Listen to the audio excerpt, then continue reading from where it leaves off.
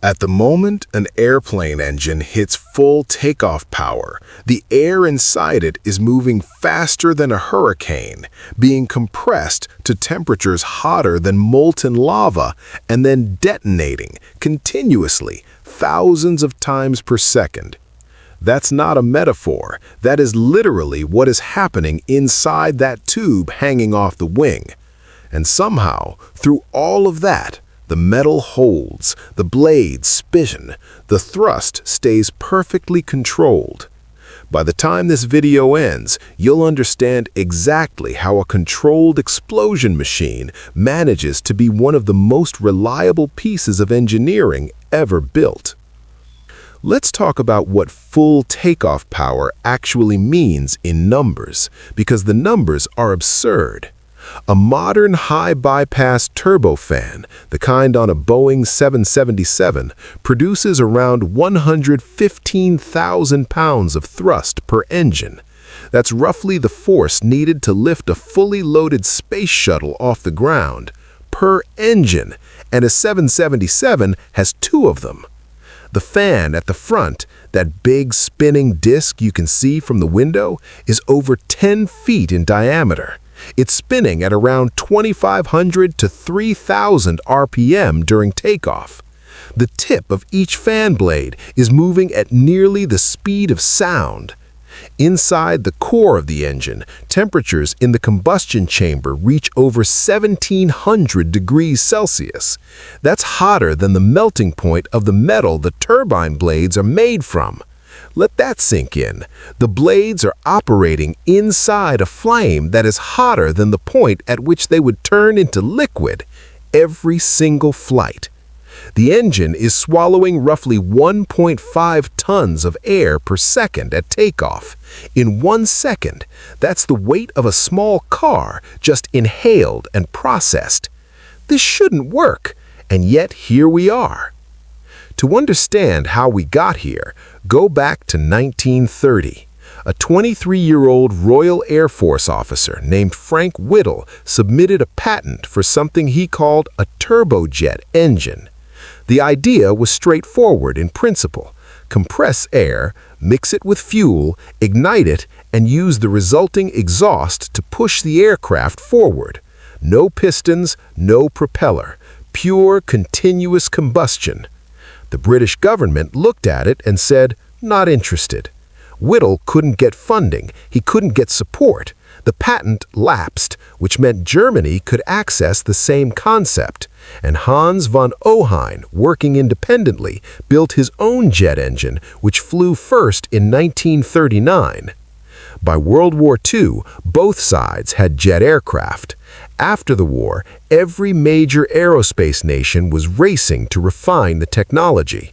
The core challenge wasn't making a jet engine produce thrust, it was making it survive long enough to be useful. Early engines had blade lifespans measured in hours, sometimes less. The temperatures inside the combustion chamber were simply destroying the turbine blades faster than engineers could make them. What happened next, the decades-long material science arms race to keep blades alive inside a flame hotter than their own melting point, is one of the most fascinating engineering stories in history. And it's the reason a modern engine can fly for 25,000 hours before a major overhaul. A jet engine does 4 things in sequence. That's it. 4 steps, over and over, thousands of times per second. Suck, squeeze, bang, blow. Those are the actual 4 stages. Engineers use this exact mnemonic. Suck, the fan and compressor pull in massive amounts of air. Squeeze, that air gets compressed, squeezed down to a fraction of its original volume, which heats it dramatically.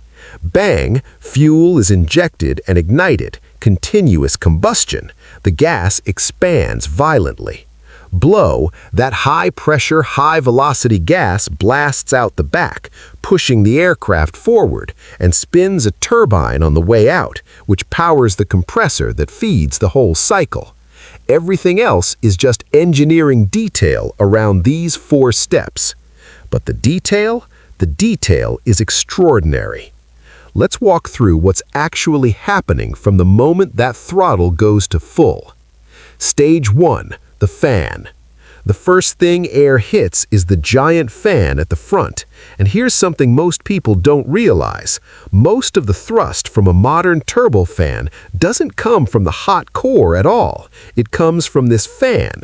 About 80% of the thrust is generated by the fan simply accelerating a huge volume of air and pushing it backward, bypassing the hot core entirely. This is why it's called a high bypass turbofan. The engine is essentially a giant fan with a hot core in the middle to power it. The ratio, how much air bypasses the core versus how much goes through it on something like a GE9X engine, is 10-to-1. 10 parts bypass, 1 part core. This is also why modern jet engines are so much quieter than the screaming turbojets of the 1960s. The fast-moving hot jet from the core is wrapped in a slower-moving sleeve of cooler bypass air. The shear zone between hot and cold is where jet noise is generated, and the bypass air acts as a muffler. But here's the interesting part. The roughly 20% of air that does enter the core goes through something that should sound impossible. Stage 2, the compressor. Inside the core, there are multiple stages of spinning blades, compressor stages, each one accelerating the air and passing it to the next stage. By the time the air reaches the combustion chamber, it's been compressed to roughly 40 times atmospheric pressure on a modern engine. 40 times. At that compression ratio, the air doesn't just get squeezed, it gets hot, purely from being compressed. We're talking temperatures of 600 to 700 degrees Celsius before a drop of fuel has been added. Think of it like a bicycle pump. Pump fast and the pump gets warm. That heat is compression energy. The engine is doing the same thing, just at a scale that turns air into something close to plasma. Stage 3, combustion. The compressed air hits the combustion chamber, and fuel, Jet A, essentially refined kerosene, is sprayed in as a fine mist and ignited. The combustion is continuous, not a pulse, not a cycle, a steady, sustained, controlled flame held in place by the geometry of the chamber and the airflow around it. The gas coming out of the combustion chamber, 1,700 degrees Celsius, sometimes 1,800 on high-performance military engines. This is where it gets crazy. The turbine blades directly behind the combustion chamber are sitting in that stream, and, as we said, the alloy those blades are made from melts at around 1,300 degrees Celsius, softer than the environment it's living in. So how does it survive? The answer is one of the most clever engineering solutions I've ever come across. Each turbine blade, and there are hundreds of them, is hollow inside. It has a network of cooling channels running through it like a circulatory system. Cool air bled from the compressor is pumped through those channels and exits through tiny holes on the blade's surface, creating a thin film of cool air that coats the blade like a protective sleeve. It's called film cooling. The blade is essentially sweating, constantly bathing itself in cooler air while sitting inside a flame. And that's not all. The blades are coated in a thermal barrier coating, a ceramic layer that adds another few hundred degrees of protection. And they're cast from a single crystal of nickel superalloy, no grain boundaries where cracks could form under the thermal stress. A single turbine blade costs roughly $10,000 to produce. A large engine has hundreds of them. Stage 4, the turbine and exhaust. The hot gas blasts through the turbine stages, and this is the elegance of the whole system. The turbine extracts energy from the exhaust to drive the compressor that feeds it. The engine is partially self-sustaining. Once it's lit and running, it powers its own compression. What's left after the turbine exits out the back as the exhaust jet, still hot, still fast, adding thrust. The engine has converted chemical energy in fuel into kinetic energy in air.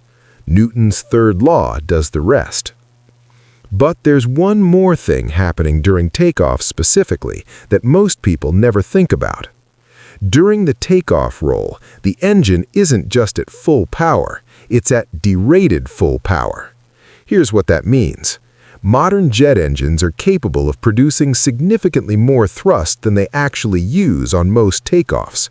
Airlines deliberately limit the thrust to somewhere between 85% and 95% of maximum, a process called flex thrust or reduced takeoff. Why? To save engine life. Every time the engine runs at its absolute maximum, it accumulates thermal fatigue. By taking off at slightly reduced thrust, which is still more than enough for a normal departure, airlines dramatically extend the interval between expensive overhauls. The engine you hear roaring at the start of the takeoff roll might actually be holding back. At rotation speed, when the nose lifts, the engine is already in a stable, tuned operating state. The compressor, combustion, and turbine are in balance. The fuel control unit, essentially the engine's brain, is making thousands of tiny corrections per second to keep the combustion stable, the temperature within limits, and the thrust on target. From the outside, it looks and sounds like brute force. From the inside, it's precision. The engine can ingest a bird and survive. Jet engines are certified by taking a dead 8-pound bird, roughly the size of a Canada goose, and firing it into a running engine at takeoff speed. The engine must continue producing thrust within specified limits for a set period after impact.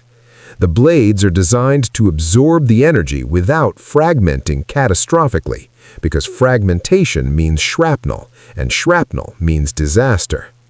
The fan blades on modern engines are made from hollow titanium or carbon fiber composite. They deform and absorb rather than shatter. The engine makes its own weather.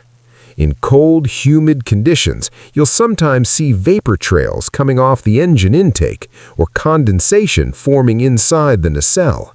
More dramatically, in very humid air at high power, you can see the compression shock wave at the fan tips made visible by moisture condensation, a visible ring of cloud forming and dissipating at the blade tips at high speed. The engine is briefly creating its own miniature weather system. Thrust reversers aren't what stop the plane. When you land and hear the engines roar and see the nacelle panels open up, most people assume the reversers are doing most of the braking. They're not. Thrust reversers contribute roughly 20 to 30% of deceleration. The wheel brakes, carbon disc brakes built to handle the kinetic energy of a 300-ton aircraft, do the heavy work. The reversers are insurance and are primarily useful on wet or slippery runways. On a dry runway, many airlines now use idle reverse, barely any reverse thrust, to save wear on the mechanism. Here's the thought I keep coming back to. At every stage of what we just described, the compression, the combustion, the turbine cooling, the single crystal blades, the problem that needed solving seemed genuinely impossible. How do you keep a blade alive in a flame hotter than the blade? How do you compress air 40 times without the system tearing itself apart? How do you sustain a continuous explosion inside a metal tube for 12 hours over the Atlantic? And every time, engineers found an answer that in hindsight seems almost obvious. Hollow blades, bypass air, film cooling, single crystals. The engine doesn't win against the heat. It doesn't fight the forces trying to destroy it. It works with them, using the same energy that wants to tear things apart to cool them, power them, sustain them. That's not just good engineering. That's a philosophy. Now, here's something that connects directly to what you just learned. Those turbine blades, hollow, single crystal, film cooled, they're some of the most advanced manufactured objects on Earth. But the process of making them, casting a single crystal of metal with cooling channels inside, is its own insane engineering story. One wrong temperature, one vibration during solidification, and the crystal structure fails and the blade is scrap. How do you grow a perfect metal crystal inside a mold? That's the next video.